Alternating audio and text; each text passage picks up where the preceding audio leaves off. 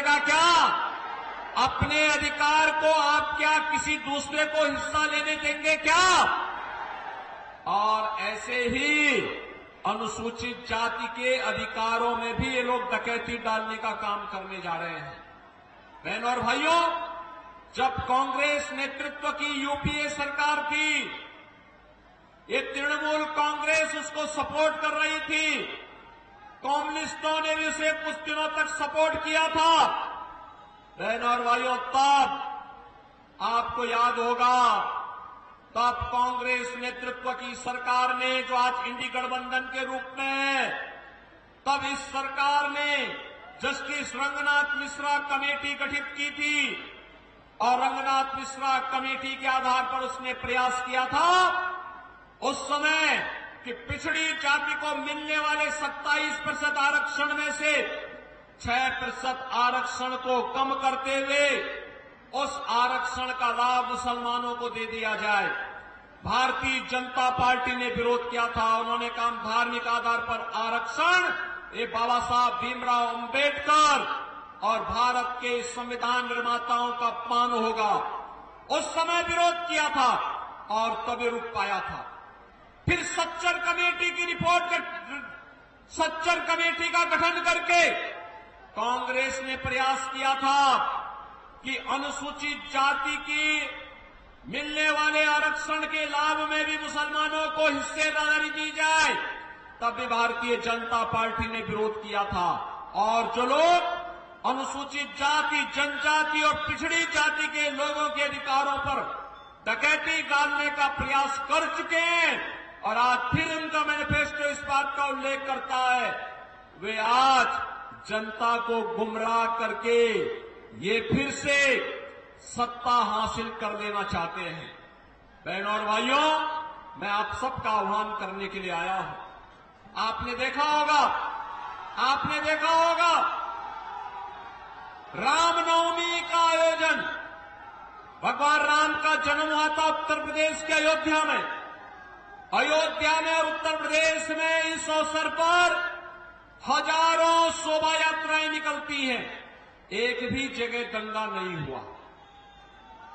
मुझे उत्तर प्रदेश में मुख्यमंत्री के रूप में सेवा करते हुए 7 वर्ष हो गए हैं, एक भी बार दंगा नहीं हुआ। उत्तर प्रदेश में एक भी बार दंगा नहीं हुआ, एक भी बार कर्फ्यू नहीं लगा, एक भी बार कहीं भी कोई न कर्फ्यू है न दंगा है। यूपी में सब चंगा है, यूपी में कुछ भी नहीं है। लेकिन बहनों और भाइयों, यहां रामनवमी के अवसर पर दंगे हुए, यहां बम चले हैं, दंगे हुए हैं, शोभा यात्राओं में तोड़फोड़ हुई है और कोई जय श्री राम बोलता है तो उसको यहां की सरकार गिरफ्तार करके बंद कर देती है। मुझे आश्चर्य होता है, अरे 15वीं सदी में इसी धरती में एक महापुरुष पैदा हुए थे, एक संत कवि पैदा हुए थे, श्री कृतिवास ओझा। कृतिवास ओझा ने बांग्ला रामायण रची थी और बांग्ला रामायण ने इतनी धूम मचाई थी कि घर घर राम की उपासना होनी शुरू हो गई थी।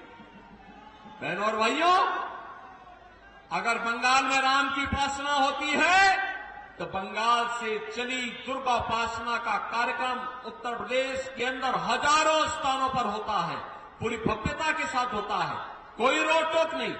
बड़े बड़े पंडाल लगते हैं, जैसे पंडाल लगा है ऐसे पंडाल दुर्गा उपासना के भी उत्तर प्रदेश के अंदर लगते हैं। लेकिन कहीं कोई दंगा नहीं हो सकता, कहीं कोई कर्फ्यू नहीं लग सकता।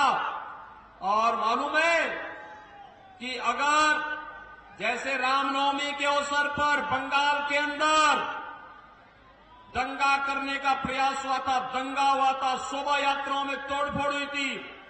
बहनों और भाइयों, अगर ये दुस्साहस किसी ने उत्तर प्रदेश में किया होता तो उसको उल्टा टांग करके उसकी पूरी संपत्ति को सरकारी कब्जे में ले लिए होते,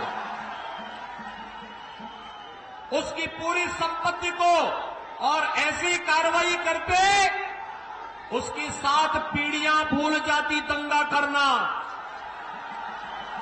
आज आप देखते होंगे उत्तर प्रदेश के अंदर, आज बहनों और भाइयों, आप देखते होंगे बड़े बड़े माफिया जो कभी कभी पहले 2017 के पहले, बीजेपी के आने के पहले यूपी के अंदर जो पूरी सत्ता को अपने गिरफ्त में रखते थे, जिनके सामने सारी व्यवस्थाएं फेल थी, आज आप देखते होंगे कैसे उनके गले में तख्ती लटकती है और वो कहते हैं कि साहब एक बार जान बख्श दो, बस अब हम ठेली लगा करके परिवार का पेट भर देंगे, अब दंगा नहीं करेंगे, किसी गरीब को नहीं लूटेंगे, किसी बेटी और बहन की इज्जत के साथ खिलवाड़ नहीं करेंगे, किसी व्यापारी से रंगदारी वसूली नहीं करेंगे और ठेके पट्टे में न गौ कसी का काम करेंगे और नहीं उनके द्वारा ये भी कहा जाता है कि गौ कसी भी नहीं करेंगे और कहीं बालू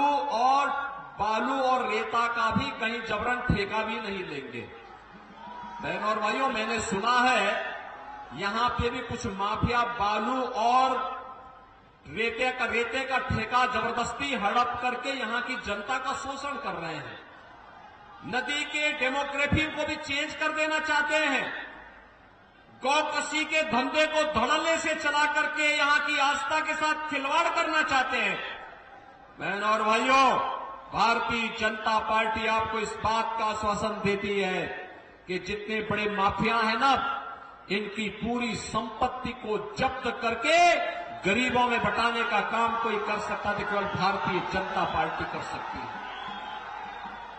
आपने देखा होगा उत्तर प्रदेश में हमने जितने बड़े माफिया थे, सबसे बड़े जितने बड़े बड़े माफिया थे, वे माफिया या तो यूपी छोड़ चुके हैं या फिर उनको जहन्नुम में भेज दिया गया है। उनके लिए अब धरती में जगह नहीं है, वे लोग जा चुके हैं। हम लोगों ने बीजेपी की सरकार ने उत्तर प्रदेश में केवल अयोध्या में ही रामलला का मंदिर नहीं बनाया है, बल्कि बड़े बड़े माफिया और अपराधियों का राम नाम सत्य है कि यात्रा में भी भेजने का काम कर दिया है। और इसीलिए मैं आपसे कहना चाहता हूं कि बहनों और भाइयों, देश के विभाजन की जो तैयारी कांग्रेस और इंडी गठबंधन के द्वारा अपने मैनिफेस्टो के माध्यम से की जा रही है, उन सभी से सावधान होने की आवश्यकता है। और मैं तो आपसे एक बात और कहना चाहूंगा, बहनों और भाइयों, जब आप पे कोई संकट आता है, आप पे जब कोई संकट आता है, तब क्या तृणमूल का कोई व्यक्ति आपके पास आता है क्या हालचाल पूछने के लिए? जब ये दंगे होते हैं, तृणमूल कांग्रेस का कोई व्यक्ति आपका हालचाल पूछने के लिए आता है क्या? कांग्रेस का कोई व्यक्ति आता है क्या? कोई नहीं आएगा। न कांग्रेस आएंगे, न राहुल गांधी आएंगे, न बहन जी आएगी और कोई नहीं आएगी। यहां की दीदी की ममता तो केवल यहां के उन माफियाओं के साथ में है जो बंगाल को रौंद रहे हैं, बंगाल की पहचान के सामने संकट पैदा कर रहे हैं। और इसीलिए मैं आपसे कहने के लिए आया हूं, बहनों और भाइयों, केवल भारतीय जनता पार्टी है और मोदी जी हैं जो सुख दुख में आपके साथ हमेशा खड़े होने वाले हैं, हर स्थिति में खड़े होने वाले हैं। आपने देखा होगा मोदी जी के नेतृत्व में भारत ने विकास की जिन नई प्रतिमान को स्थापित किया है। आज दुनिया के अंदर भारत का सम्मान बढ़ा है, भारत की सीमाएं सुरक्षित हुई हैं। कांग्रेस नेतृत्व की सरकार थी, पाकिस्तान परस्त आतंकवादी भारत की सीमा का अतिक्रमण करते हुए भारत में आते थे, जगह जगह बम विस्फोट करते थे। आज मोदी जी के नेतृत्व की सरकार में आप देखते होंगे, अब तो आतंकवादी घटनाएं नहीं घटित होती, आतंकवाद और नक्सलवाद को तो नियंत्रित किया जा चुका है। लेकिन अगर कहीं पटाखा भी जोर से फूटता है तो सबसे पहले पाकिस्तान सफाई देता कि मेरा हाथ नहीं है, क्योंकि पाकिस्तान को मालूम है कि अगर कोई घटना गलती से भी हो जाए तो उसको लेने के देने पड़ जाएंगे, क्योंकि ये नया भारत है और मोदी जी के नेतृत्व में नया भारत किसी को छेड़ता नहीं है, लेकिन अगर कोई छेड़ता है तो फिर उसको छोड़ता भी नहीं है। और इसीलिए मैं आपसे कहने के लिए आया हूं, यहां पर इंफ्रास्ट्रक्चर का कार्य मोदी जी के नेतृत्व में IIT, IIM, AIIMS, highway, railway, metro, triple IIT, NIT, world class university, हर घर नल की योजना, ये सभी मोदी जी के नेतृत्व में आज तेजी के साथ देश के अंदर इसको लागू किया जा रहा है।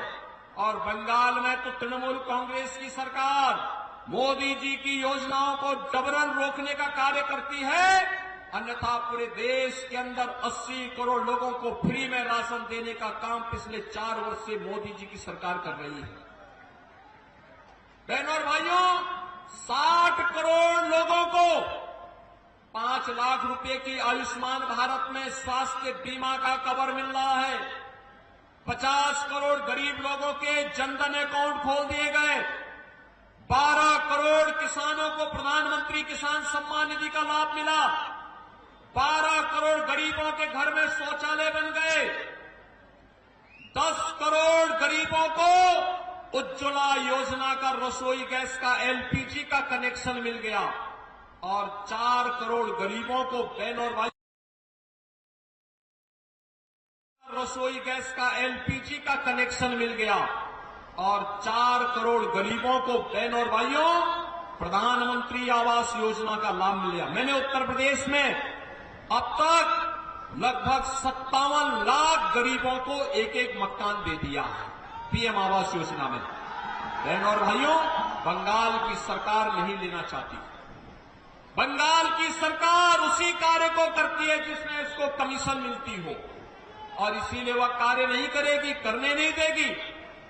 इसके लिए आवश्यक है कि वीरभूमि को नाम के अनुरूप भारतीय जनता पार्टी को विजयी बना करके भेजिए। मोदी जी ने कहा है आत्मनिर्भर भारत और विकसित भारत की संकल्पना को साकार करेंगे। आत्मनिर्भर भारत का मतलब आत्मनिर्भर बंगाल भी होगा। आत्मनिर्भर बंगाल का मतलब हर किसान, हर नौजवान, हर महिला, हर तबके का व्यक्ति, हर व्यापारी यह भी आत्मनिर्भर होगा।